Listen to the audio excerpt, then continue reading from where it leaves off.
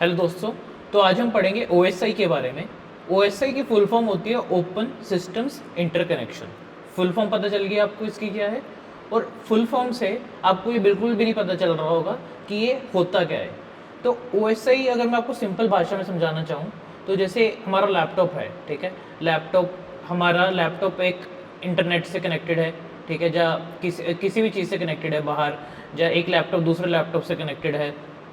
तो जैसे हमारा एक UI मतलब कि जैसे क्रोम है या कुछ भी, हम किसी चीज़ से हम खेल रहे हैं कंप्यूटर पे, तो कंप्यूटर पे जब हम कुछ मैसेज भेजते हैं, लेटेस्ट पोस्ट फेसबुक पे, तो वो मैसेज किसी और को जा रहा है, ठीक है। तो वो जो डेटा आपने इसे टाइप किया, तो आपके आंखों के सामने वो डेटा था, वो डेटा क्या हुआ, आपके आंखों के सामने था, और वायर्स के थ्रू या एयर के थ्रू किसी और कंप्यूटर में चला गया, राइट। तो इस चीज़ को, उस डेटा की जर्नी को समझाने के लिए कि डेटा को कौन कौन सी जर्नीज के थ्रू जाना पड़ता है विद इन लैपटॉप और लैपटॉप के बाहर, ठीक है, उस जर्नी को समझाने के लिए ये OSI डेवलप किया गया। तो एक कंसेप्चुअल मॉडल डेवलप किया गया कि ये लेयर्स हैं, तो इस लेयर्स के थ्रू वो डेटा हमारा जाता है। जैसे कुछ भी हम टाइप करते हैं वो इस लेयर के थ्रू होके जाता है। और क्या है कि अकेला यही OSI, मतलब आप ऐसा मत समझें कि अकेला सिर्फ यही एक कंसेप्चुअल मॉडल डिज़ाइन किया गया था। ये वाइडली एक्सेप्टेड मॉडल है, और भी बहुत सारे मॉडल्स ट्राई किए गए थे। तो इस मॉडल को जो डेवलप किया है वो क्या है, इंटरनेशनल ऑर्गेनाइजेशन फॉर स्टैंडर्डाइजेशन। तो अभी हम थोड़ा इंटरनेशनल ऑर्गेनाइजेशन फॉर स्टैंडर्डाइजेशन के बारे में देखेंगे, जिसको हम कहते हैं ISO जो था वो उसका जो पर्पज़ है, उसका पर्पज़ है स्टैंडर्ड्स डेवलप करना, जैसे आप नाम से पता कर पा रहे होंगे। और इसको 1947 के अराउंड बनाया गया था। तो पहले क्या था, इसका नाम हुआ करता था ISA मतलब कि international federation of national standardising associations. इसका पहले काम होता था कि जो मैकेनिकल इंजीनियरिंग है उसके रिलेटेड ही स्टैंडर्डाइजेशन क्रिएट करनी। उसके बाद क्या हुआ, जो यूनाइटेड नेशंस है उसने अप्रोच किया ISO को कि उन्होंने उसके ISA की मदद ली, और उन्होंने एक ग्रुप बनाया जिसको बोलने लगे international organization for standardization. Group माने कि ऑर्गेनाइजेशन बनाई जिसको बोलने लगे इंटरनेशनल ऑर्गेनाइजेशन फॉर स्टैंडर्डाइजेशन। और हर कंट्री से एक एक मेंबर होगा, और वो एनुअली डिस्कस करेंगे जो भी ऑब्जेक्टिव्स हैं, ठीक है, जो भी उन्होंने ऑब्जेक्टिव्स हैं उनको डिटेल में डिस्कस करेंगे। उसके बाद ISO ने क्या किया, एक वो कमीशन है IEC, ठीक है, इंटरनेशनल इलेक्ट्रॉनिकल कमीशन, ठीक है। उसके साथ उन्होंने मिलके स्टैंडर्ड्स बनाए रिलेटेड टू IT। आपको अगर याद हो, मैंने पहले बताया कि वो मैकेनिकल इंजीनियरिंग के ऊपर फोकस थी, तो बाद में इन्होंने जो ISO है उन्होंने फिर IEC के साथ कोऑर्डिनेट करके स्टैंडर्ड्स बनाना शुरू किया IT के रिगार्डिंग। जैसे अगर आपको एक एग्जांपल दूं जो जिससे आप सभी कोरिलेट कर पाएंगे, आप एक डिस्क खरीदते थे, छोटे होते, ठीक है, CDs हम खरीदते होते थे, राइट।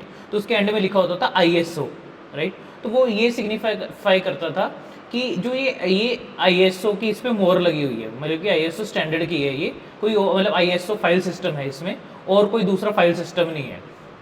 तो इसलिए हम जो भी हमारे डिस्क इमेजेस थे उसको हम बोलने लग जाते थे कि ये ISO है, ISOs है, ISOs, ठीक है।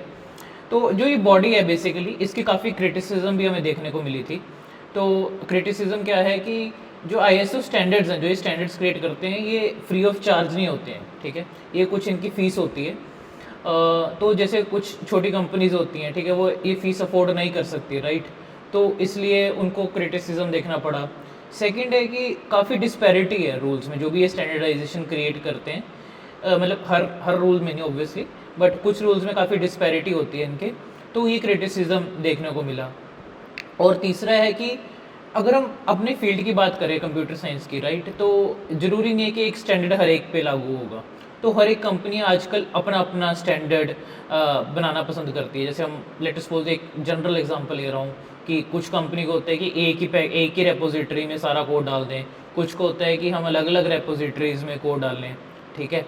तो इसको वर्ड टर्मिनोलॉजी कहते हैं, वर्ड में उन सब में जाना नहीं जाता, बट जस्ट एक एग्जांपल दे रहा हूँ कि हर एक कंपनी अपने अपने स्टैंडर्ड्स, जैसे उनका प्रोडक्ट है उस हिसाब से वो बिहेव करना चाहती है, और उस हिसाब से वो IT के स्टैंडर्ड सेट करना चाहती है। तो इसका कुछ पर्पज़ नहीं रह गया, राइट, ISO का। फिर स्टैंडर्ड किस बात के रहे अगर हर कंपनी ने अपने अपने स्टैंडर्ड ही रखने हैं। तो और एक और इसकी क्रिटिसिज्म ये है कि जो उबुंटू का फाउंडर है, मार्क शटलवर्थ, उन्होंने कहा था कि काफ़ी ज़्यादा पैसा, ठीक है, और जैसे बिग कॉरपोरेट्स जैसे कि माइक्रोसॉफ्ट, वो इन्फ्लुएंस करते हैं आईएसओ के स्टैंडर्ड्स को, ठीक है। और जैसे ही इतना सारा पैसा आ जाता है ना किसी भी चीज़ में, किसी भी ऑर्गेनाइजेशन में, और इन्फ्लुएंस होने लग जाते हैं जो ऑर्गेनाइजेशंस हैं थ्रू बिग कॉरपोरेट्स, ठीक है, तो वहाँ पे जाके जो स्टैंडर्ड्स हैं वो गिरने लग जाते हैं, और जो स्टैंडर्ड्स हैं वो अनक्लियर होने लग जाते हैं। तो ये थोड़े से क्रिटिसिज्म थे जो आईएसओ के लिए किए गए थे, बट हमारा मेन मतलब इतना कुछ आपको याद करने की कोई ज़रूरत नहीं, मेन पर्पस इसका ये था कि जो ओएसआई है, ओएसआई को किसने डेवलप किया था, ओएसआई को किसने डेवलप किया था, इंटरनेशनल ऑर्गेनाइजेशन फॉर स्टैंडर्डाइजेशन, मतलब कि आईएसओ ने डेवलप किया। अभी हमें ये तो पता चल गया कि जो ओएसआई है वो किसने डेवलप की थी, आईएसओ ने। एक सिर्फ कंसेप्चुअल मॉडल है, और भी हमारे काफ़ी मॉडल्स हैं, जैसे टीसीपी/आईपी मॉडल है, और भी काफ़ी एन नंबर ऑफ मॉडल्स हैं। ये जस्ट एक स्टैंडर्ड मॉडल है, हालांकि इसकी प्रैक्टिकल इम्प्लीमेंटेशन बहुत ही ज़्यादा कम है। टीसीपी/आईपी ज़्यादा, आईटीसीपी/आईपी मॉडल है, काफ़ी ज़्यादा यूज़ होता है। बट ये जो ओएसआई मॉडल है ये किसने डेवलप किया था, आईएसओ ने डेवलप किया था।